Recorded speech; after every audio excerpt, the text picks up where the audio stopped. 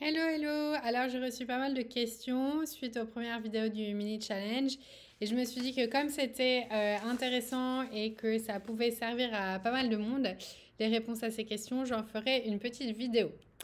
Alors, première grosse question pour les startups, comment je fais pour valoriser ma société quand je n'ai pas de chiffre d'affaires? Eh bien, c'est très simple et un peu compliqué à la fois.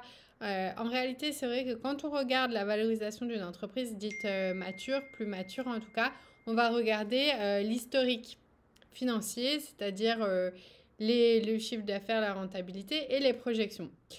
Dans le cas de start-up, souvent, il n'y a pas d'historique, il n'y a que des projections. Donc, il va falloir argumenter sévère sur les actions qui ont été mises en place pour faire en sorte que les projections financières se réalisent.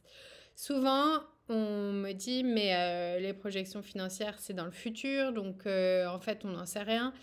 En réalité, il s'agit surtout de penser à des projections comme étant des objectifs financiers qu'on se fixe. Donc, d'une part, des objectifs commerciaux qui vont du coup se matérialiser en objectifs financiers. Typiquement, je me dis, voilà, l'idée c'est d'avoir 100 clients à la fin de l'année. Comment ça se matérialise en chiffre d'affaires par rapport au prix que j'aurais fixé. Donc, quand on regarde les projections financières, souvent on va aussi regarder en parallèle le carnet de commandes, ce qui a été fait pour réaliser ces projections au moins à horizon 1 an pour se fixer là-dessus. Et après, effectivement, ça sera plus des objectifs. Et du coup, l'idée, c'est d'avoir un argumentaire assez clair sur quelles sont les actions qui vont être mises en place pour atteindre ces objectifs commerciaux et financiers à terme. Donc, typiquement, si j'ai pas d'objectif, en fait, il va rien se passer. Donc, c'est beaucoup mieux de se dire, bah, en fait, mon objectif, c'est d'avoir, disons, 10 clients à la fin du mois. Et si je me dis j'ai 10 clients à la fin du mois, du coup, quelles actions je dois mettre en place? Par exemple, je travaille avec une start-upeuse qui vend des sirops bio.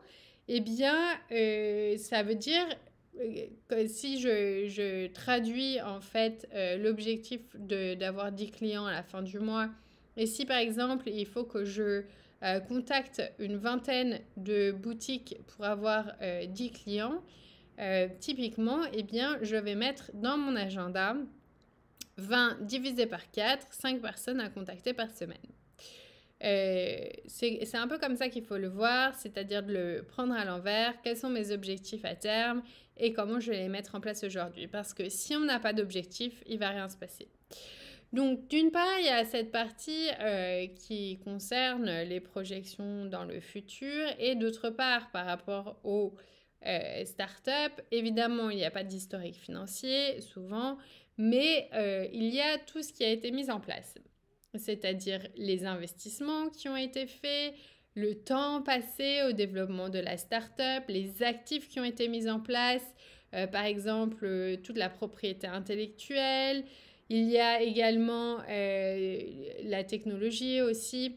Il y a également tous les aspects commerciaux, donc le temps que ça a pris pour aller présenter son projet, présenter son entreprise à un certain nombre de clients potentiels. Donc tout ça, ça se valorise.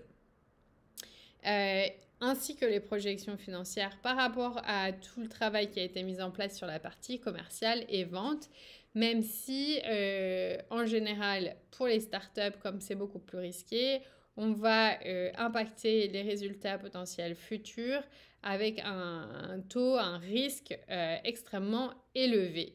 Mais toutefois, il est quand même important de bien avoir un argumentaire clair et une stratégie qui aurait été mise en place et qui permet en fait de justifier toutes les hypothèses qui auront été mises dans le modèle financier.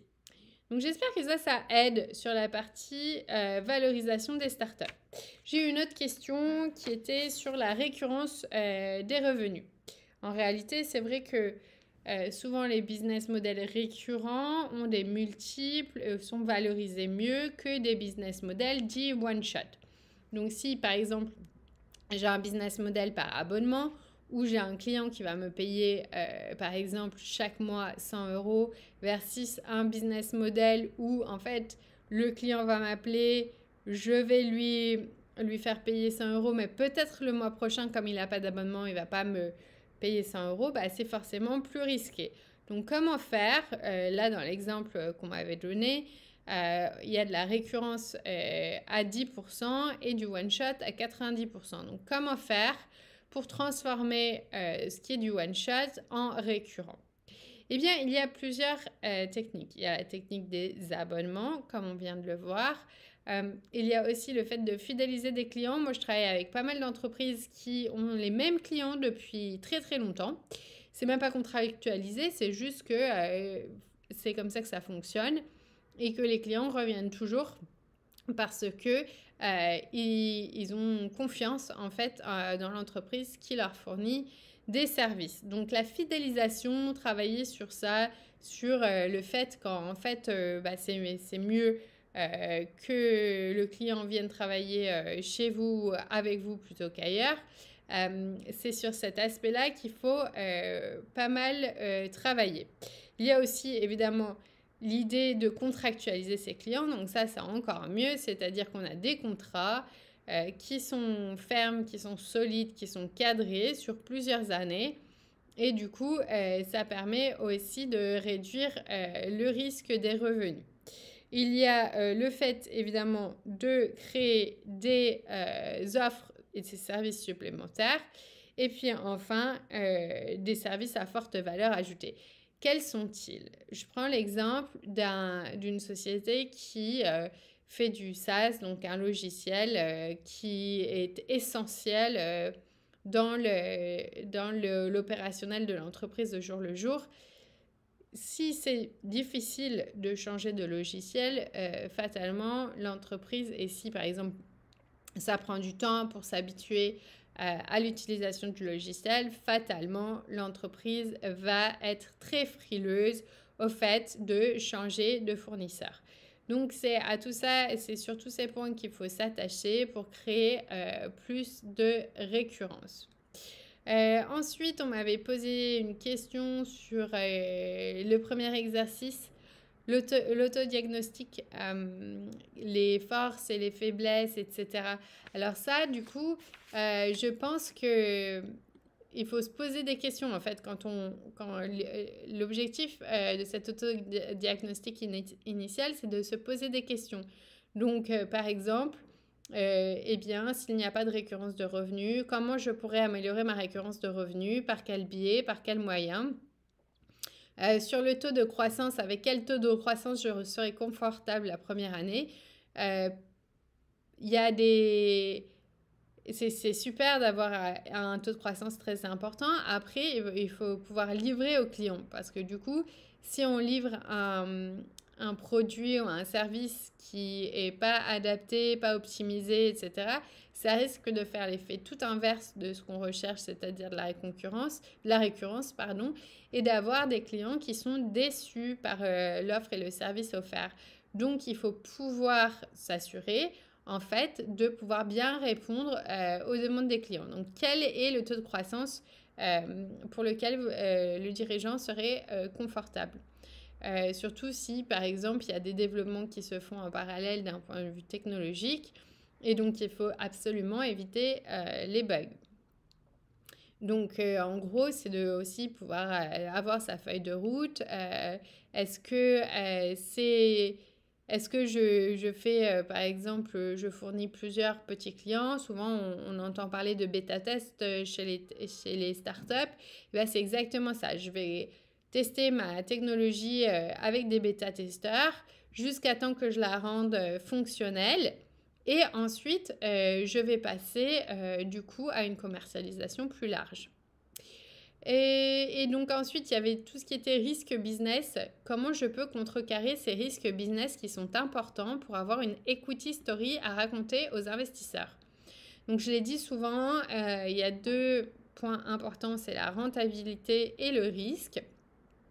Donc les acquéreurs, les investisseurs, les personnes qui vont regarder le business plan, l'entreprise, le projet, vont toujours regarder les risques. et associer comment c'est de l'anglais, comment réussir à contrecarrer ces risques avec des actions concrètes dans le cadre de l'entreprise. Donc c'est un peu comme ça qu'il faut le voir, sachant que les exercices qui sont à la fin de chaque présentation, ce sont des pistes de réflexion qui permettent notamment de mettre en place des feuilles de route en parallèle des analyses financières et stratégiques. Par exemple, j'ai aussi une autre entrepreneur qui m'a posé la question, effectivement, tout ce qui est financier, les aspects financiers sont importants pour moi, mais en parallèle, je dois développer la crédibilité et l'innovation.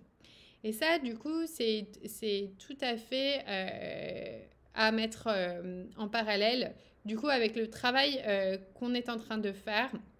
Comme je disais, de regarder les indicateurs clés de performance de façon régulière, eh bien, ça va de pair avec les autres aspects de l'entreprise. Parce que typiquement, l'innovation, la crédibilité, la visibilité, tout ça, ça va jouer dans les aspects marketing, budget marketing, et donc ça va nécessairement impacter les aspects financiers.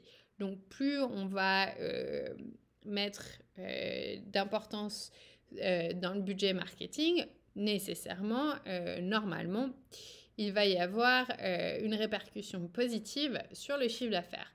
Et donc, l'idée, c'est de regarder, si on regarde ça de façon régulière, on va regarder ce qui marche et ce qui ne marche pas dans la stratégie marketing, comment adapter le budget par rapport aux résultats escomptés. Et donc, on revient un peu à ce que je disais au départ sur le fait de mettre en place des objectifs commerciaux et financiers. Ça va aussi permettre de donner un boost à votre stratégie marketing, commerciale et de vente. Voilà, j'espère que j'ai répondu à des questions de façon intelligente et qui peuvent s'adapter à tous les cas, parce que je crois que ces questions sont assez universelles. Donc voilà, si vous avez d'autres questions, n'hésitez pas à me les envoyer par mail à l.delanoy, DELA2NEY, @castel2a.com.